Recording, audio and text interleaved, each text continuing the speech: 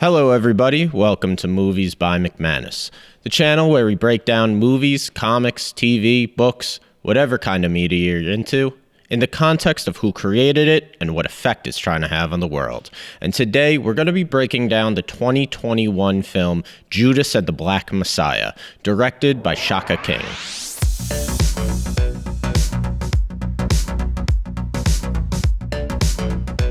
Now, Shaka King has been an indie filmmaker for several years, but this is his first movie that he's received mainstream recognition for. It was also co-produced by a more well-known filmmaker, Ryan Coogler, who directed films such as Creed and Black Panther. Judas and the Black Messiah follows the real-life story of William O'Neill, an FBI informant who infiltrated the Chicago chapter of the Black Panthers, with the goal of finding a reason to arrest their leader, Fred Hampton. Now, there have actually been several attempts to make a Fred Hampton biopic in the past. Most recently in 2014, director F. Gary Gray from Straight Outta Compton tried directing a biopic before eventually leaving the project. Now, what's interesting about this film is that rather than focusing on Fred Hampton, instead focuses on the FBI informant, William O'Neill, which I believe is a more interesting take and leads to a more suspenseful film than if we were just doing a beat-for-beat retelling of Fred Hampton's life. So let's get right into a summary of the film. William O'Neill, played by one of my favorite actors, Lakeith Stanfield, is recruited by the FBI after being arrested for stealing a car and impersonating a federal officer. After which, the FBI then send O'Neill to join the Black Panther Party in Chicago, with the goal of getting close to their leader, Fred Hampton, to report back to the FBI with information and possibly catch Fred doing something incriminating. Throughout the film, O'Neill has an internal conflict. He quickly realizes that the Black Panthers are in fact not involved in any criminal activity and are actually trying to help the poor people of Chicago. O'Neill questions if he's actually doing the right thing by informing on them.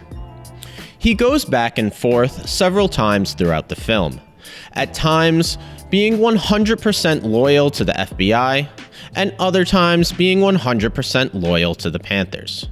But in the end, he chooses the FBI, giving them a floor plan to Fred Hampton's house, which leads to a raid where Fred Hampton is murdered. Now, a lot of this movie is true, but some of the events are exaggerated. But something that I do like about this movie is that it doesn't show either the Panthers or the police as being 100% right or 100% wrong, but rather that there are good and bad people on both sides of this fight. But the ending of this film is actually completely accurate. The official story that the Chicago police gave was that out of the 99 bullets fired, majority of which were fired by the Panthers, that the police actually pleaded with the Panthers to stop shooting before they returned fire, and that Fred Hampton grabbed for his pistol when confronted, leaving the officers no choice but to shoot him. In reality, nothing in the initial police report is true. The police were first to open fire on the Panthers, firing from outside the house without even announcing that they were police. And out of all the shots fired, only one shot was fired by the Panthers, by Mark Clark, whose shotgun went off accidentally after the police shot him in the chest, killing him. In regards to Fred Hampton, the idea that he reached for his pistol is also untrue. During his autopsy, sleeping pills were found in his system, and he was in fact unconscious and lying in his bed during the entire raid. Even when a stray bullet struck him in the shoulder, his girlfriend was unable to wake him up. When the police came in and saw Fred Hampton covered in blood, one officer said, "He's still breathing, he's going to make it." to which a second officer took out his gun and shot Fred Hampton twice in the head, saying, "He's good and dead now." What happened to Fred was cold-blooded murder.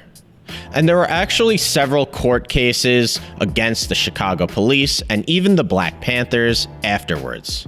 But since this movie doesn't follow the court cases, I won't get into them in this video. Instead, if you're interested in the trial, I would suggest reading The Assassination of Fred Hampton by Jeffrey Hass, which follows the events after Hampton's murder and in some ways can be seen as a sequel to this movie. Instead of the events after his death, this movie instead focuses on the last year of Fred Hampton's life, and specifically the informant William O'Neill. This story is really more about an undercover cop than it is about a political activist. And director Shaka King even said this movie is The Departed with Black Panthers. Now, I have mixed feelings about this. For one, it's great that they're adding a new element to this story, and I agree, telling the story through this lens does make it more exciting. It also raises the stakes and gives a heightened sense of danger to our protagonist. Like Leonardo DiCaprio in The Departed, if William O'Neill is found out to be a police informant, he will be tortured and murdered. This is important because while I do agree with the Black Panthers' philosophies, especially with social justice and community welfare programs, it cannot and should not be ignored that they did in fact kill people who were suspected of being police informants. However, the problem that I see with this movie being The Departed with Black Panthers is that The Departed was about an undercover cop going after a group of gangsters, while in real life, William O'Neill was not an undercover cop, and the Black Panthers were not gangsters. While it's stated often in the film that the Panthers were not engaged in criminal activity, by framing it through this lens, it does subconsciously give the audience the impression of Fred Hampton being a gangster, or at least having the persona of a gangster. Now, this isn't something that I personally have that big of an issue with, but even Shaka King admits that this probably isn't the best lens to tell this story through. But since a straightforward biopic about Fred Hampton's life probably would have never gotten made by a major studio, that it was more important that this story be told than it be factually accurate. Even Shaka King admits that this probably wasn't the best lens to tell this story through, but that it was too important to just make sure this story gets told. As he said in interviews before, if you go to a major studio and say, "I want to do a biopic about Fred Hampton, the Black Panther," it's not as exciting as saying, "I want to do The Departed with the Black Panthers." Fred Hampton in real life was nothing like the characters in The Departed. The FBI did assume that he was dealing drugs, but that was only because of their own racial bias. In fact, the only thing that Fred Hampton was ever arrested for was when he was falsely accused of robbing an ice cream truck, a crime which another man had already confessed to before Fred was even arrested. It's also important to note that the real-life William O'Neill was not nearly as sympathetic of a character as he was portrayed in the movie. In the movie, O'Neill is fully on board with Black liberation, to the point that, by the end, he's even willing to commit violence for it.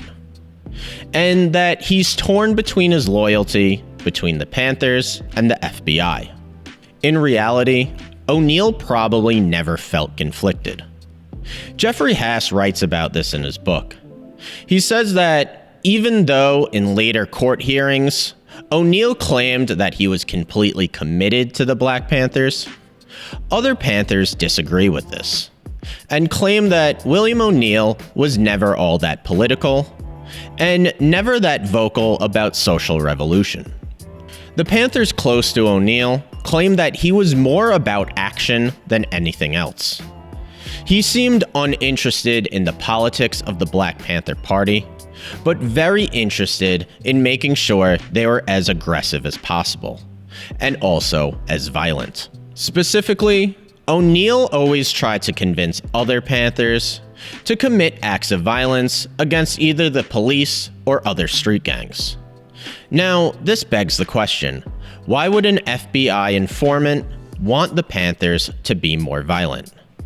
Well, let's discuss the program that this probe fell under, COINTELPRO.